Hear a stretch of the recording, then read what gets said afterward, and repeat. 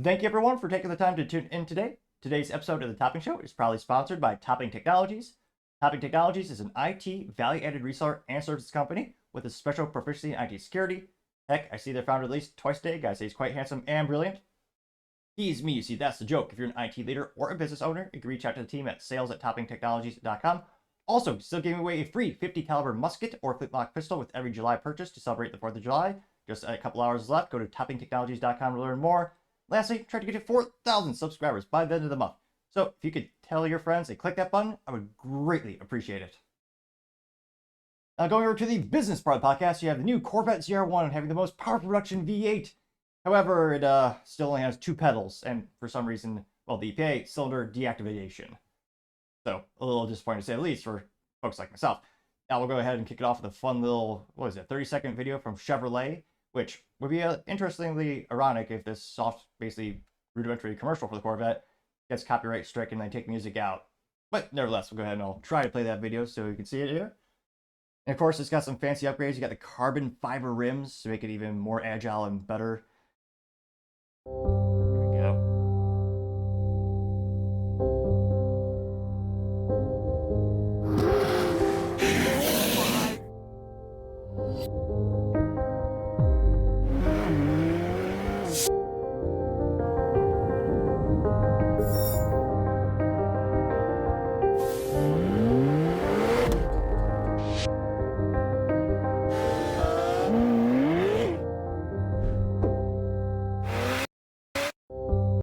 So pretty cool.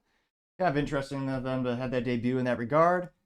And yeah, it's going pretty viral. I mean, it looks pretty aggressive and might be offensive to some for you to say this, but perhaps a more just aggressive, accurate NXX kind of from a certain perspective, maybe. Go ahead and we'll pull up the good old motor1.com. You can see a couple more pictures of it and we'll go over the details. There you can see the carbon fiber wing. Probably about, I was gonna say, almost the size of a whale. It's not ridiculously big.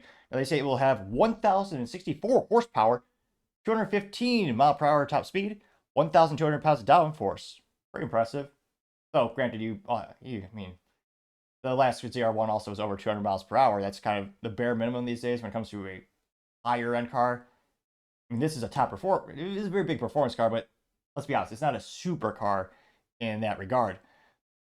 Now, of course, they say, quote, the 2025 Chevrolet Corvette ZR1, the most powerful V8 American production car ever. Of course, there's a little nuance there. It's the production American.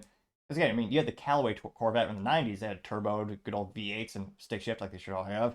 Now they say it has a twin turbocharged 5.5 liter flat plank crank V8 with 828 foot-pounds of torque with an 8,000 RPM redline, which that is pretty cool. I'm not gonna lie. It says it'll do over 250 miles per hour and it conquered the quarter mile in less than 10 seconds, which is that really that impressive? I mean, Brian Walker was doing that in the 2001 film Fast and Furious, which is of course a very accurate documentary into the street car performance community, very accurate in all regards. Ha, that's a pun. Don't forget the main manifold error, but nevertheless. They also say that, and when equipped with the ZTK package, it has over 1,200 pounds of downforce, which is pretty impressive. They also say that the last ZR1 had 255 horsepower, which it also came with a stick shift, as all cars should have by default. That was a good old, I mean, talk about an investment opportunity. Again, never giving financial advice on the show in that regard. But the previous C7 Corvette with the engine in front and a stick shift, as they all should have by default, those are consistently listing and sometimes selling for $250,000 plus. Perhaps because a lot of people consider it's the last of the good Corvettes.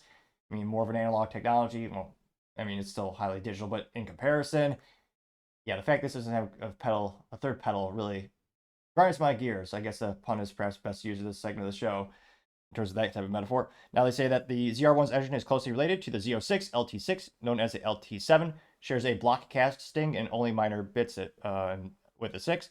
Components that are different, though. The block itself is uniquely matched. New forged pistons contribute to the much lower compression ratio, 981, compared to the LT6's 1251, as do its all-new heads, and a different crankshaft is added.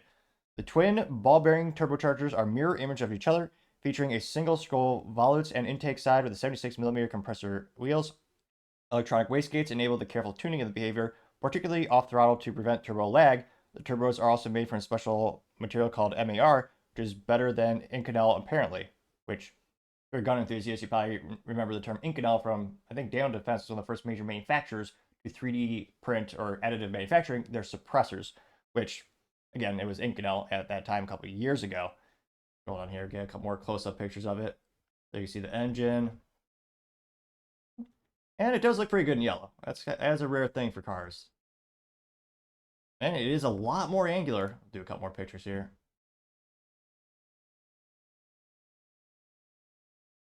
Yeah, I don't know if they doubled the surface area on this car, just all the angles there. And of course, like higher performance cars, you got the Ford GT as well as some Porsches that have carbon fiber rims as well. Because again, that sprung weight versus unsprung weight makes all the difference in the world, especially on a track. You can see about a couple of those engines there. Oh, let's go back one more. Now, it is kind of sad to think, like, this is awesome engineering. It's great, top notch. I mean, how many of these are really going to go onto the track? Now, they're guessing that the new Corvette ZR1, the last one, Z06, is list price right under $115,000. They're guessing the new one, the ZR1, will be $150,000, with production coming to 2021 or 2025. That being said, what's the dealer markup going to be on this thing? Because again, especially for early adopters, so people are going to pay a premium for this. I mean, I would never, granted, I'm not the core demographic really going after. I drive cars with actually three pedals. I would never have one with two pedals. It's so much more fun. But nevertheless, do you think someone will actually pay $250K or $200,000 plus once the dealer markups start going on there? Now, they say maybe there's speculation, because again, the new Corvette, there's a hybrid option and an EV option. Maybe the newest ZR won't have that. Maybe. So there's a speculation in that regard. It is impressive they cranked that much horsepower out of that engine, and it's actually, it is nice that it is a good old V8, as all Corvettes should be. I mean, what was it? The Corvette has had the good old V8 realistically since 1956, I believe. Debuting the very first Corvette was in 1953. That did have a straight six engine, and granted, all the best Corvettes always had a manual transmission, of course, because as that should be all sports cars by default. Though, granted, that's just me. I'll die on that hill. It's one of those things where if you've never done it, I definitely recommend going out and trying it. It's so much more fun. Now, let me know in the comments, do you think they'll, granted, it's the ZR1, they're not going to mass produce this thing in terms of, the base Corvette's going to sell by higher, much more number of units.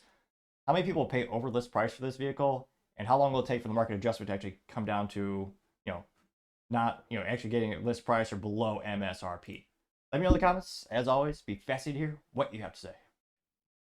Thank you again, everyone, for taking the time to tune in. Again, trying to get to 4,000 subscribers by the end of the month. So if you could click that button, I would greatly appreciate it. Also, leaving me a thumbs up, a thumbs down, or a comment is a great way to give me some additional feedback, letting me know how I can make the show better and better. Lastly, don't forget to take the time to tell your family, tell your friends, tell your coworkers, heck, tell your enemies, tell anyone and everyone. Just stay safe, fight the good fight.